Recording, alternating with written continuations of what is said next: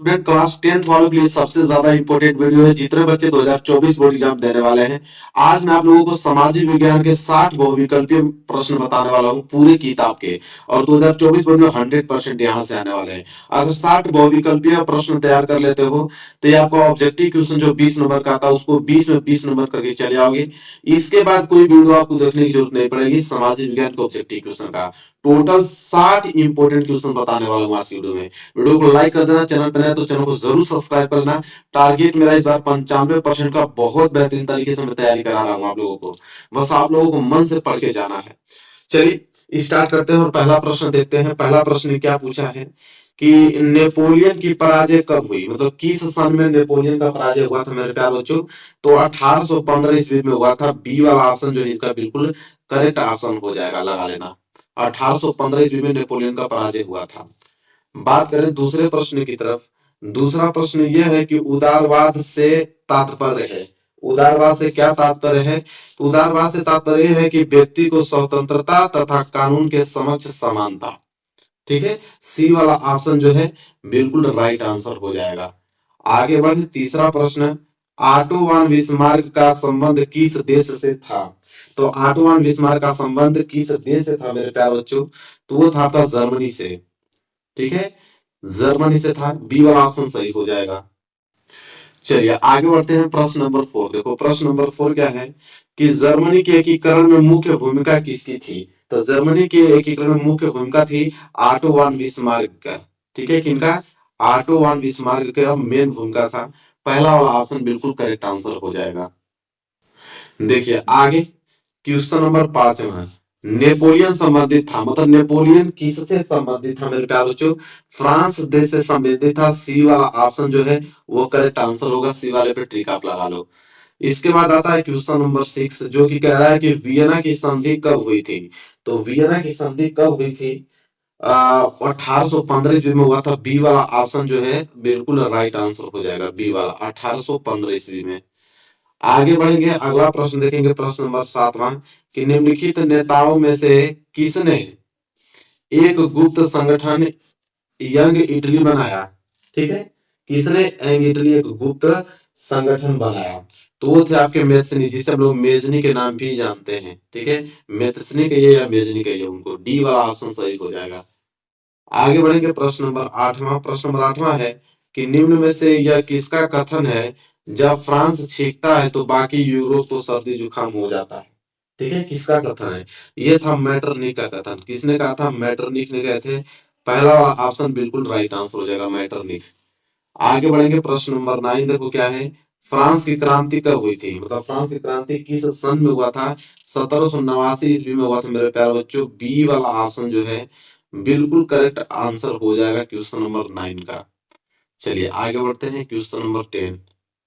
आगे देखेंगे question number 10। 10वां प्रश्न है कि जर्मनी के एकीकरण में मुख्य भूमिका किसकी थी, मतलब जर्मनी के एकीकरण में मुख्य भूमिका किसने निभाया था? ऑटो वन बिस्मार्क ने की, काइजर हिटलर ने की, आपके 10वां मेत्सिनी ने?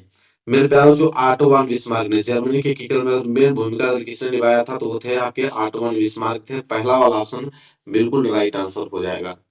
11वां प्रश्न कह रहा है कि निरंकुशवाद का क्या तात्पर्य है? तो निरंकुशवाद का क्या तात्पर्य है? ऐसा शासन व्यवस्था जिसमें सत्ता पर जनता का अंकुश नहीं होता है। ठीक है, निरंकुशवाद का तात्पर्य यही होता है। बी वाला ऑप्शन सही हो जाएगा 11 का। आगे बात करते हैं। प्रश्न नंबर 12 कि 1789 में फ्रांस किस प्रकार का राज्य था? असीमित राजतंत्र था कि सीमित राजतंत्र की प्रजातंत्र था कि यहाँ पे गणतंत्र था? मेरे प्यारे बच्चों सीमित राजतंत्र था। बी वाला ऑप्शन जो है राइट आंसर हो जाएगा क्वेश्चन नंबर 12 का। आगे बढ़ेंगे। अगला प्रश्न देखो। प्रश्न नंबर 13 क्या है कि जूसेफे मेसनी का संबंध था, मतलब इटली के एकीकरण से कि जर्मनी के एकीकरण से कि इंग्लैंड के राष्ट्रवाद से कि फ्रांस से राष्ट्रवाद से, मतलब फ्रांस के राष्ट्रवाद से? मेरे प्यारे बच्चों जूसेफे मेसनी का संबंध इटली के एकीकरण से था। पहला वाला ऑप्शन जो है बिल्कुल राइट आंसर हो जाएगा। ए वाला ऑप्शन पे आप क्लिक कर देना। आगे बढ़ेंगे। प्रश्न नंबर 14 देखो। प्रश्न नंबर 14 क्या है कि निम्नलिखित में से कौन सा 1804 के नेपोलियन कोड में नहीं जोड़ा गया था? मतलब इन चारों ऑप्शन में जन्म से प्राप्त विशेषाधिकार की सामंती व्यवस्था का अंत की संपत्ति का अधिकार की कानून के समक्ष समानता। तो मेरे प्यारे बच्चों जन्म से प्राप्त विशेषाधिकार, ठीक है, 1804 के नेपोलियन कोड में नहीं जोड़ा गया था जन्म से प्राप्त विशेष अधिकार। ये वाला ऑप्शन जो है राइट आंसर हो जाएगा। 15वां प्रश्न देखो क्या है कि 1861 में एकीकृत इटली का सम्राट किसे घोषित किया गया था। ठीक है, इमैनुअल द्वितीय को, कि जिउसेppe मैसनी को, कि विलियम प्रथम को, कि जिउसेppe गैरिबाल्डी को। मेरे प्यारे बच्चों इमैनुअल द्वितीय इसका जो है बिल्कुल राइट आंसर हो जाएगा, फर्स्ट वाला। 1861 में जो एकीकृत इटली का सम्राट किसे घोषित किया गया था, इमैनुअल द्वितीय को घोषित किया गया था। बात करेंगे 16वां प्रश्न की, निम्नलिखित में से किसे 1871 में जर्मनी का प्रथम सम्राट घोषित किया गया था। ठीक है, तो 1871 में जर्मनी का प्रथम सम्राट किसे घोषित किया गया था मेरे प्यारे बच्चों, वो थे, आपके नाम नोट कर लो, काइजर विलियम प्रथम थे। पहला वाला ऑप्शन काइजर विलियम प्रथम, ये वाला ऑप्शन जो है बिल्कुल राइट आंसर हो जाएगा। आगे बात करते हैं प्रश्न नंबर 17, जलियांवाला बाग जो कांड में गोलियां किसने चलवाई थी, मतलब माउंटबेटन ने, कि लॉर्ड्स डलहौजी ने, कि लॉर्ड्स इरविन ने, कि जनरल डायर ने। जलियांवाला बाग हत्याकांड आपने सुना होगा, उसमें गोली किसने चलवाया था, तो जनरल डायर थे जो उन्होंने ऑर्डर दिया था गोली चलाने का। डी वाला ऑप्शन जो है बिल्कुल राइट आंसर हो जाएगा। चलिए प्रश्न नंबर 17 हो गया, प्रश्न नंबर 18 की तरफ बढ़ते हैं।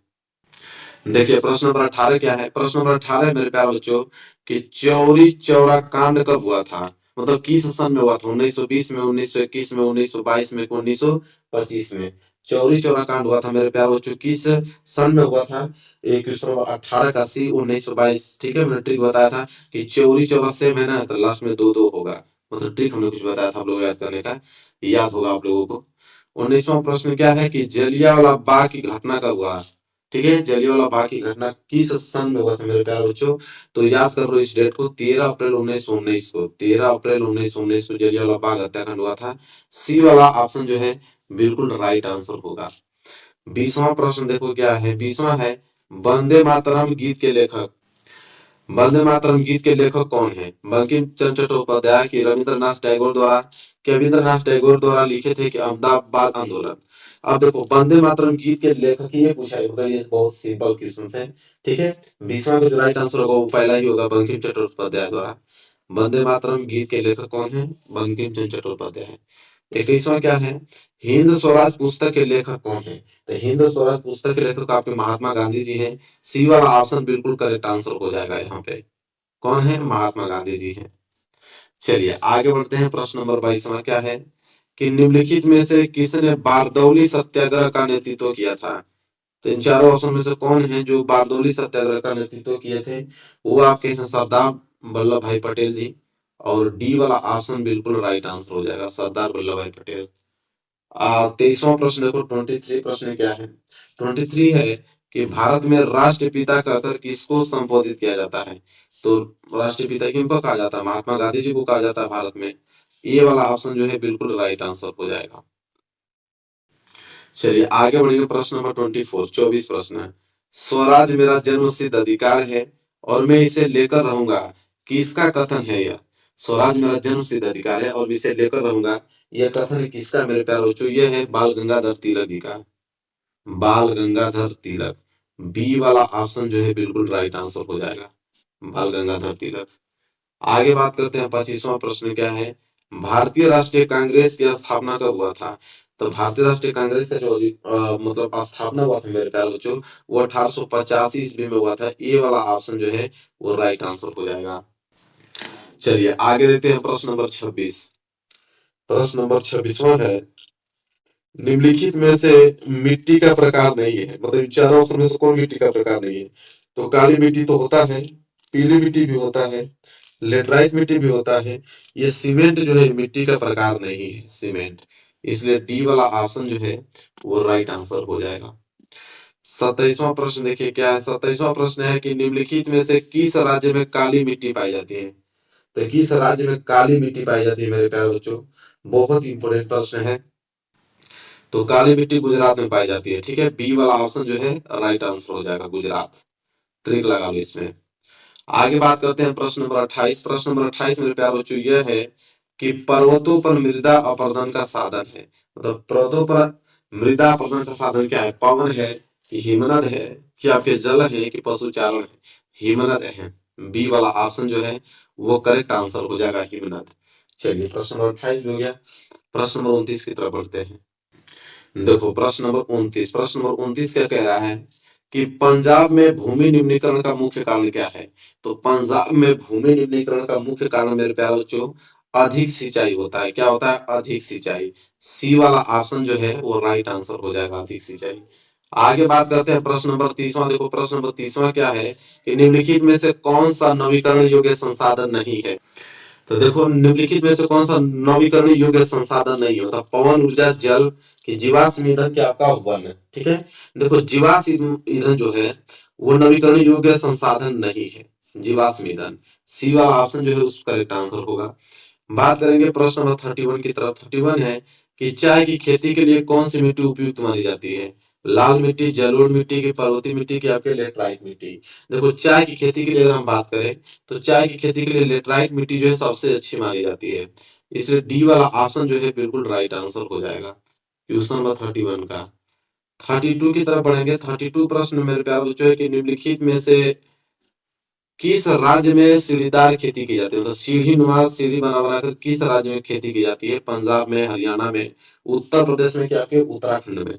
मेरे प्यारों जो उत्तराखंड में, डी वाला ऑप्शन जो है राइट आंसर होगा। उत्तराखंड में सीढ़ी नुमा बनाकर खेती की जाती है।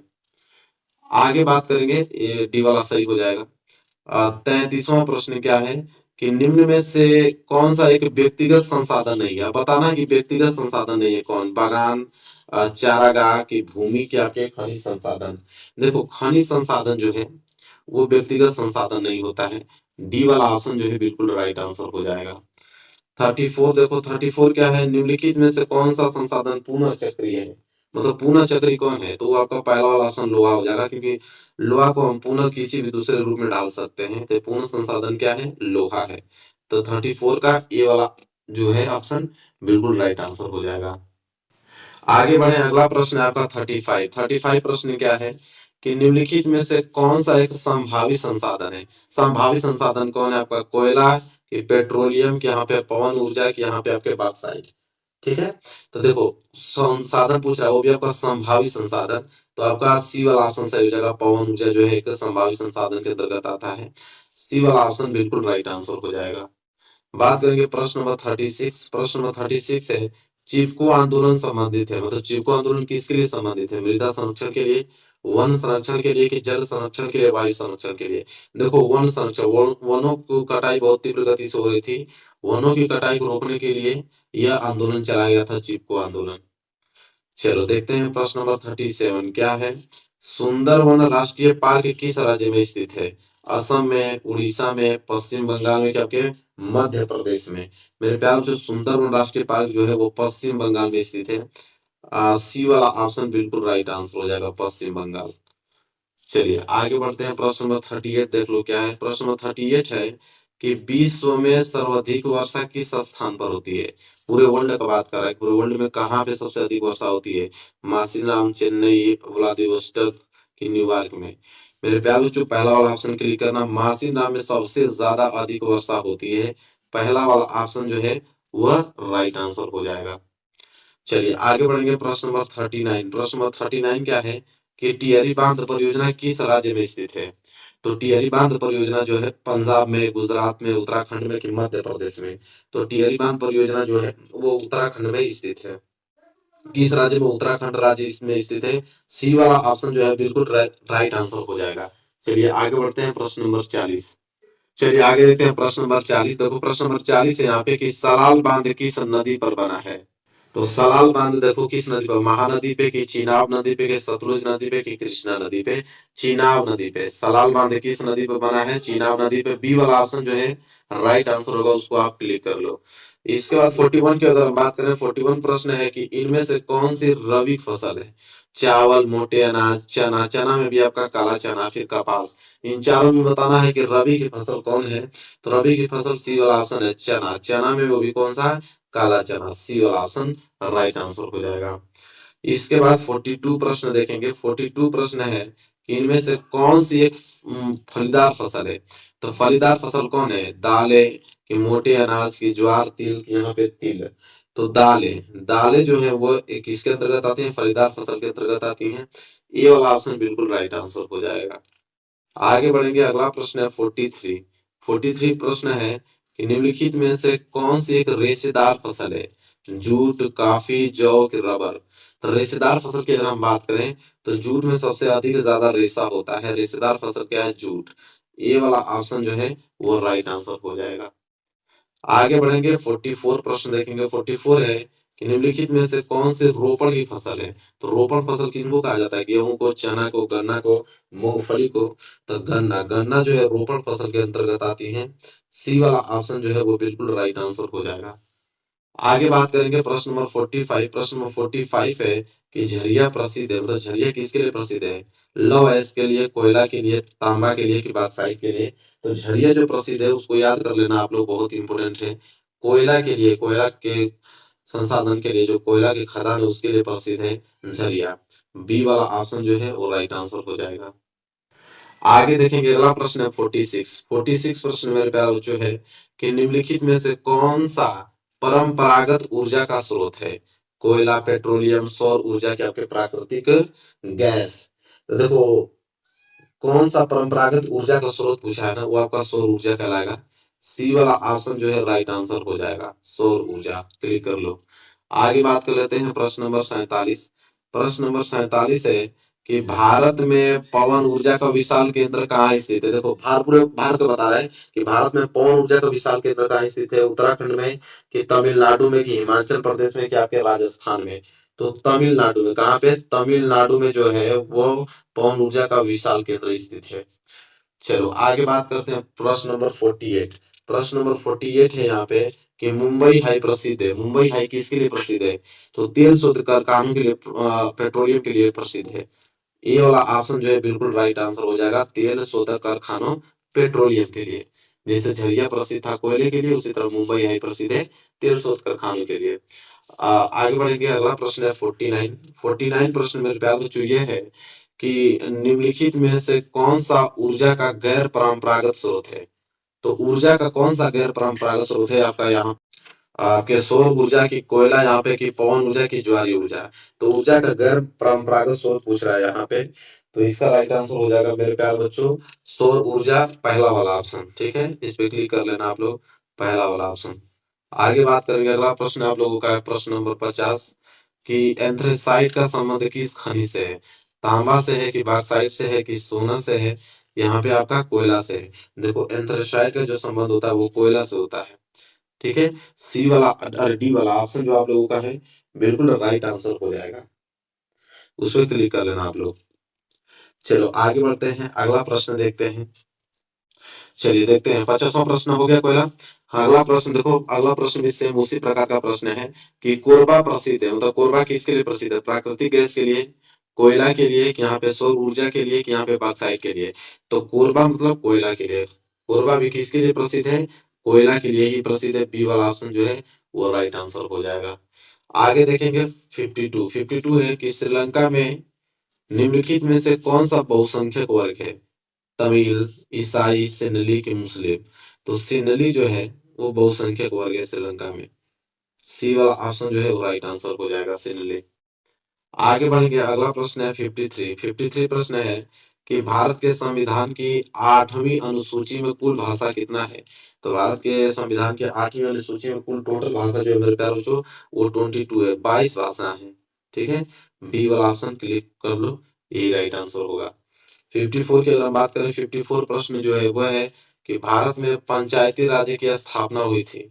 तो भारत में पंचायती राज की जब स्थापना हुआ था वो सन 1992 ईस्वी में हुआ था। सी वाला ऑप्शन जो है वो राइट आंसर होगा, सन 1992। चलिए आगे बढ़ते हैं, अगला प्रश्न है आपका 55। 55 है कि भारत में कुल कितने संघीय राज्य हैं? ठीक है, 27, 28, 29 या फिर 30। तो भारत में कुल कितने संघीय राज्य हैं? तो 28, टोटल कितने संघीय राज्य? 28 हैं। बी वाला ऑप्शन जो है वो राइट आंसर हो जाएगा। आगे बढ़ेंगे, अगला प्रश्न है आपका 56। कि भारत में केंद्र शासित राज्यों की संख्या कितनी है? तो भारत में केंद्र शासित राज्यों की संख्या कितनी है? 9 है कि 7 है कि यहाँ पे 10 है कि यहाँ पे 8 है? तो केंद्र शासित राज्यों की संख्या कितनी है? टोटल 8 है। डी वाला ऑप्शन होगा राइट आंसर, उसको लगा लेना। आगे देखो 57 क्वेश्चन क्या है कि यदि हम लैंगिक भेदभाव की बात करते हैं तो उसका अर्थ क्या होता है? देखो यदि हम लैंगिक भेदभाव की बात करें तो उसका अर्थ ये होता है कि समाज में स्त्री और पुरुष की असमान भूमिका। पहला वाला ऑप्शन जो है वो करेक्ट आंसर हो जाएगा। समाज में स्त्री और पुरुष की असमान भूमिका। चलो आगे बात करते हैं 58 प्रश्न। देखो क्या है कि भारतीय राष्ट्रीय कांग्रेस की स्थापना किस वर्ष में हुई थी? देखो भारतीय राष्ट्रीय कांग्रेस की जो स्थापना हुआ था मेरे प्यारे बच्चों, वो किस सन में हुआ था? सन 1885 ईस्वी में हुआ था। ये वाला ऑप्शन जो है वो राइट आंसर हो जाएगा। आगे बात करेंगे 59 प्रश्न क्या है? 59 है कि भारत में मताधिकार की आयु क्या है? मतलब कितने वर्ष के रहेंगे तो आप भारत में वोट दे सकते हो? तो भारत में वो एज निर्धारित की गई है 18 वर्ष। 18 वर्ष को हो तो आप मत दे सकते हो। चलो अगला प्रश्न देते हैं। प्रश्न नंबर यहाँ पे 60। प्रश्न नंबर 60 में मेरे प्यारे बच्चों वो है कि लोकतांत्रिक, ठीक है, लोकतांत्रिक शासन व्यवस्था अन्य व्यवस्थाओं से अच्छी है क्योंकि, तो इसलिए अच्छी है। ऑप्शन पहला, सभी नागरिकों में समानता को बढ़ावा देती है। पहला वाला ऑप्शन सही है। दूसरा ऑप्शन कह रहा है कि व्यक्ति की गरिमा को बढ़ावा देता है। ये वाला भी ऑप्शन सही है। तीसरा है कि ए और बी दोनों सही है। बिल्कुल ये सी वाला ऑप्शन सही हो जाएगा। ए और बी दोनों सही है। लोकतांत्रिक शासन व्यवस्था अन्य व्यवस्थाओं से अच्छा इसलिए है क्योंकि देखो इसमें सभी नागरिकों में समानता को बढ़ावा भी देता है और व्यक्ति की गरिमा को भी बढ़ावा देता है। इसलिए ए और बी दोनों सही हो जाएगा। इसके बाद 61 प्रश्न देखो कि निम्नलिखित में से किस एक देश को छोड़कर हर जगह तानाशाही पर लोकतंत्र को प्राथमिकता दी जाती है? तो देखो किस एक देश को छोड़कर हर जगह तानाशाही लोकतंत्र को प्राथमिकता दी जाती है, वो आपके कौन है? पाकिस्तान। ठीक है, बी वाला ऑप्शन जो है राइट आंसर हो जाएगा। तो आज की वीडियो में हमने टोटल 61 प्रश्न डिस्कस किया। अगर ये प्रश्न आपको एकदम बिल्कुल रटे हैं तो समझ लो कि 20 में 20 ऑब्जेक्टिव क्वेश्चन जो है वो पूरा का पूरा आंख बंद करके चले आओगे।